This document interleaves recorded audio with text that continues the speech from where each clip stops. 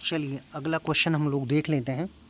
अगला क्वेश्चन है, किसने कहा है कि विधि का कार्य सामाजिक अभियंत्रण है? ए हियरिंग ने, बी रस्को पाउंड ने, सी स्पेंसर ने, या फिर डी ड्यूगेट ने।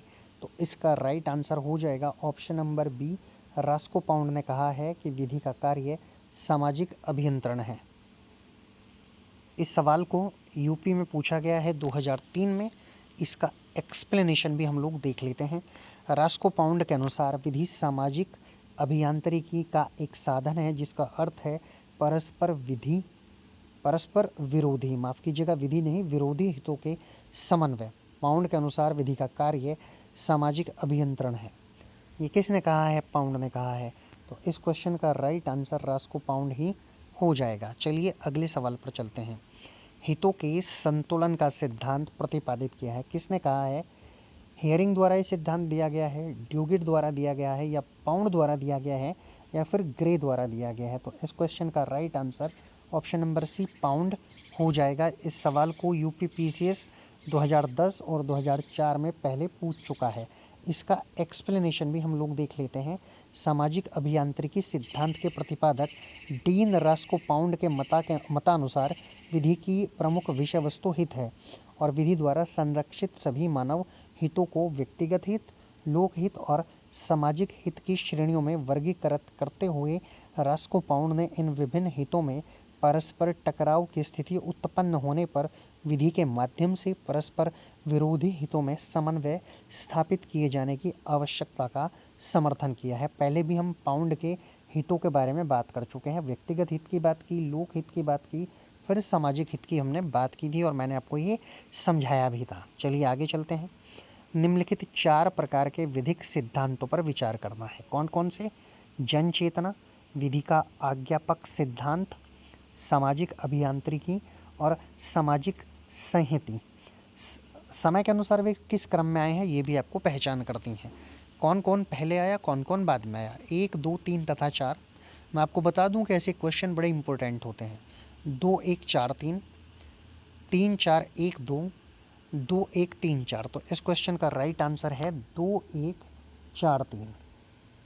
2, 1, 4, 3 आप याद रखेंगे। पहले 2, फिर 1 यानी विधि के आज्ञापक सिद्धांत, फिर जन चेतना, उसके बाद चौथा नंबर पर सामाजिक संहिति और तीसरे नंबर पर सामाजिकी अभियांत्रिकी। ये क्रम है, ये कालक्रम है इनका आने का। आगे चलते हैं। इस सवाल को यूपी में पूछा गया है 2001 और 2006 में। इसका एक्सप्लेनेशन भी देख लेते हैं। उपरोक्त विधिक सिद्धांतों का समय के अनुसार सही क्रम निम्नानुसार है। कैसे? विधि का आज्ञापक सिद्धांत, जन चेतना सिद्धांत, फिर सामाजिक संहति, फिर सामाजिक अभियांत्रिकी सिद्धांत। आगे चलते हैं। किसने कहा है कि सामाजिक समेकता एक तथ्य है और यह सामाजिक जीवन के लिए आवश्यक है? ऑप्शन ए ड्यूगेट ने, बी इहरलिच ने, सी इहरिंग ने, या फिर ऑगस्ट कॉन्टे ने।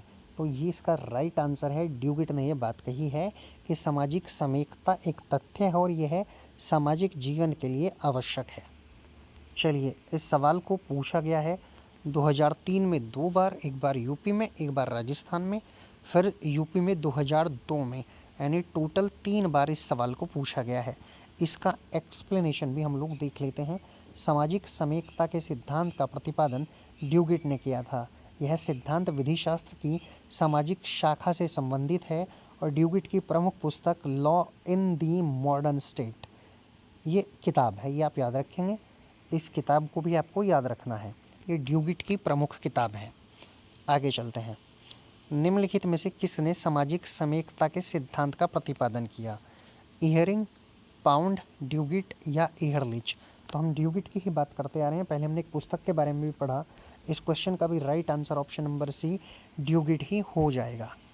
इस सवाल को देखिए 1998, 1999, 2004, 2015 कितनी बार पूछा गया है? उत्तर प्रदेश में ही। चलिए इसका एक्सप्लेनेशन देख लेते हैं।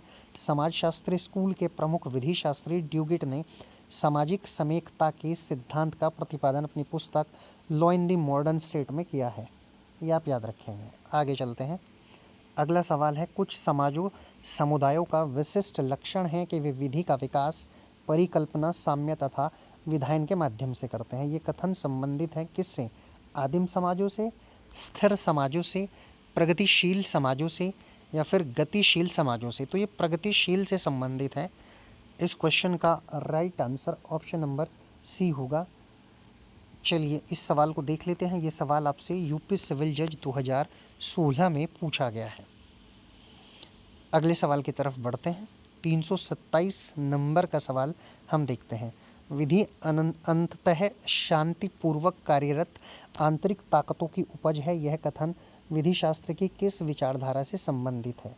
ए विश्लेषणात्मक विचारधारा, बी यथार्थवादी विचारधारा, सी समाज शास्त्रीय विचारधारा विचार शाखा, माफ़ कीजिएगा विचार शाखा लिखा हुआ है, विश्लेषणात्मक विचार शाखा, यथार्थवादी विचार शाखा, समाज शास्त्रीय विचार शाखा। यहाँ ये स्पेलिंग थोड़ी गलत है समाज शास्त्रीय की, और ऐतिहासिक विचार शाखा। तो इस क्वेश्चन का right answer option number D हो जाएगा, ऐतिहासिक विचार शाखा। विधि अंततः शांतिपूर्वक कार्यरत आंतरिक ताकतों की उपज है, यह इस विचार शाखा का कथन है, ऐतिहासिक विचार शाखा का। ये आप याद रखेंगे। इस सवाल को यूपी में पूछा गया है 2003 में। इसका एक्सप्लेनेशन भी देख लेते हैं।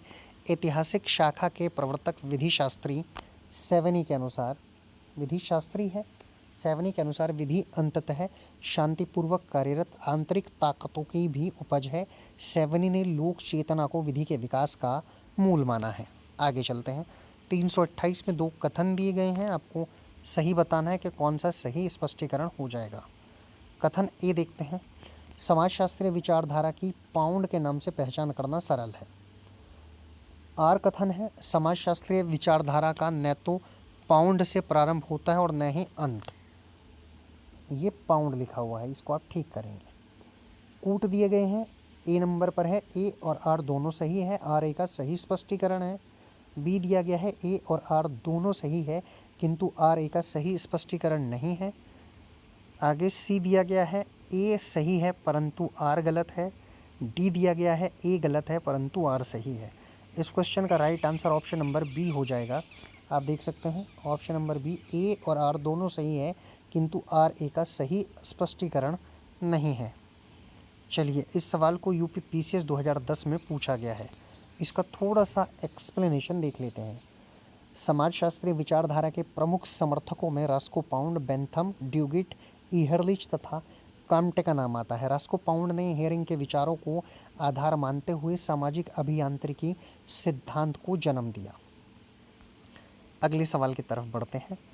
सर्वाधिक व्यापक अर्थों में विधि सामाजिक दशाओं का यौगिक स्वरूप है, जिसे बाह्य व्यवस्था के माध्यम से राज्य की शक्ति के द्वारा प्राप्त किया जा सकता है। यह कथन संबंधित है ए ऐतिहासिक विचारधारा से, बी विश्लेषणात्मक विचारधारा से, सी प्राकृतिक विधि विचारधारा से या डी समाज शास्त्रीय विचारधारा से। तो ये समाज शास्त्रीय विचारधारा से संबंधित है, ऑप्शन नंबर डी इस क्वेश्चन का राइट आंसर होगा।